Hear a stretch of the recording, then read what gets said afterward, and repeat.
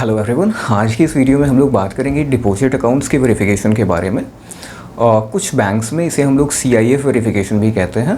तो कुछ चीज़ें हैं जिन्हें कि मैं शेयर करना चाहता हूँ। लोन्स या फिर बाकी तरह के की जो एक्टिविटीज़ होती हैं उनके बारे में मैंने ऑलरेडी कुछ वीडियोस बनाए हुए हैं। जैसे लोन फाइल्स के लिए मैंने अभी पार्ट 2 अपलोड किया था। हालांकि लोन फाइल्स पे हम लोग एक बार और कवर करने वाले हैं, डिस्कशन करने वाले हैं, बिकॉज़ काफ़ी सारी चीज़ें हैं जो कि मेरे पास ऑलरेडी आ चुकी हैं, जिन्हें कि हम लोग एक वीडियो में कवर कर सकते हैं। इस वीडियो में हालांकि हम लोग फोकस करेंगे डिपॉजिट अकाउंट्स पे। तो सबसे पहली चीज़ कि डिपॉजिट अकाउंट्स कहने का मतलब आप ऐसे ब्रांच में हैं जिनमें कि डिपॉजिट एक्सेप्ट किया जाता है। अब सपोज़ आप रिटेल एसेट हब में बैठे हुए हैं, यानी RH इन शॉर्ट। जैसे फॉर एग्जांपल ऐसे ब्रांचेस जहाँ पे कि केवल और केवल होम लोन होता है। ओके, ऐसे ब्रांचेस जो है ना जनरली वहाँ से अप्रूव हो जाता है और इसके बाद डिसबर्सल जो है ना वो ब्रांच लेवल पे किया जाता है। मतलब पैसा जो है वो ब्रांच केवल अप्रूव करने का काम करता है। अप्रूव कर दिया होम लोन, फाइनली वो ब्रांच जो है ना एक बार अप्रूवल हो जाए तो डिसबर्सल ब्रांच करता है और वो होम लोन जो है ना वो मैप हो जाता है उस स्पेसिफिक ब्रांच से ही। तो आप अगर RH में बैठे हुए हैं, रिटेल एसेट हब में बैठे हुए हैं, तो फिर आपको डिपॉजिट अकाउंट वेरिफिकेशन का तो रिक्वायरमेंट कोई है नहीं। लेकिन अगर आप सपोज़ ऐसे ब्रांच में है जहाँ पे कि डिपॉजिट्स एक्सेप्ट किए जाते हैं या डिपॉजिट अकाउंट ओपन किया जाता है, तो वहाँ पे आपको वेरिफिकेशन या CIF वेरिफिकेशन का काम करना पड़ेगा। तो करना क्या होगा? CIF वेरिफिकेशन में टोटल 6-7 चीज़ें हैं और CIF वेरिफिकेशन जो है ना वो लोन्स की वेरिफिकेशन से थोड़ा सा डिफरेंट है। डिफरेंट इसलिए बिकॉज लोन्स जो है ना उनका वेरिफिकेशन करने में थोड़ा सा मे बी आप हो सकता है कि 2-3 दिन का समय ले लें, तो कोई बहुत बड़ी बात नहीं है। लेकिन जब फाइनली आपको CIF वाला काम करना होता है ना, तो या डिपॉजिट अकाउंट वेरिफिकेशन करना होता है ना, तो उसमें प्रोसेसिंग जो है ना थोड़ी फास्ट होती है। ओके, क्रेडिट वाले पार्ट में और बहुत केयरफुली वो लोग देखते हैं लोन एप्लीकेशन को, केयरफुली वो लोग KYC चेक करते हैं, यानी ब्रांच चेक करता है, साइन लेते हैं एंड डॉक्यूमेंटेशन करते हैं। तो इसमें टाइम लगता है और टाइम मतलब फाइनली उसे सिस्टम में एंटर करते करते और ऑलरेडी 10-15 दिन लग जाते हैं। लेकिन डिपॉजिट अकाउंट्स जो है ना सुबह में फॉर्म लिया और मे बी शाम तक कई बार तो अकाउंट्स ओपन हो जाते हैं एक दिन में। ओके, यानी बहुत फास्ट करते हैं वो लोग। तो फास्ट करते हैं तो गलतियां होने का मतलब गलतियों के होने का चांस भी ज़्यादा होता है, या कई बार में भी 2 दिन का समय लगता है। एक रफ मतलब मैंने आइडिया दिया कि कितने टाइम में ओपन हो जाता है अकाउंट।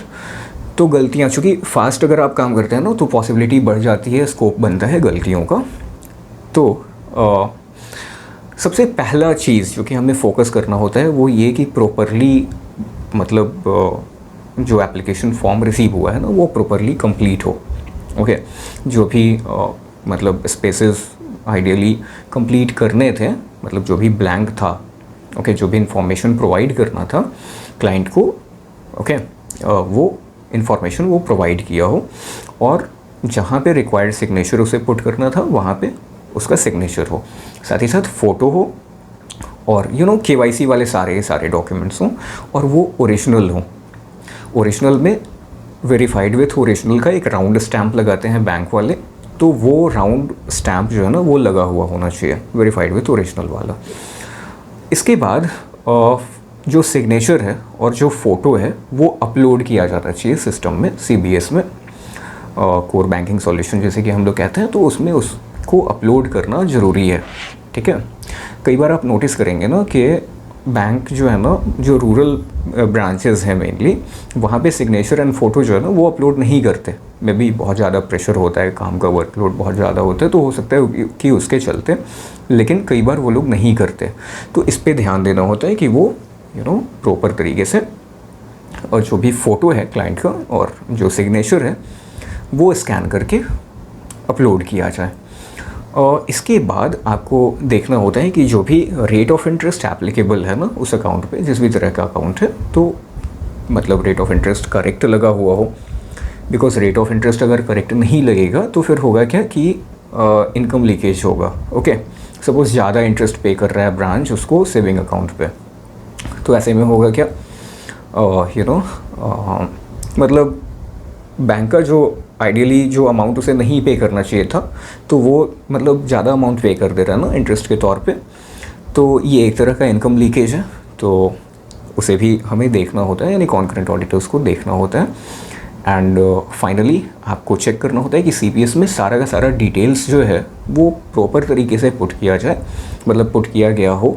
ओके, ऐसा नहीं कि नाम कुछ गलत हो, एड्रेस प्रूफ जो है एड्रेस कुछ अलग हो, तो ऐसी चीज़ें नहीं होनी चाहिए।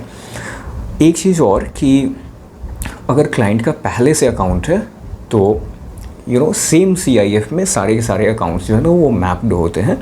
तो अगर मल्टीपल अकाउंट्स हैं उसके, जैसे फॉर एग्जांपल कोई लोन अकाउंट है, कोई FD है, तो वो सारा का सारा अकाउंट जो है ना वो रिफ्लेक्ट करना चाहिए एक CIF में, और रिफ्लेक्ट करता है बैंक्स में। तो आपको देखना है कि कहीं डुप्लीकेट CIF तो नहीं क्रिएट हो गया है।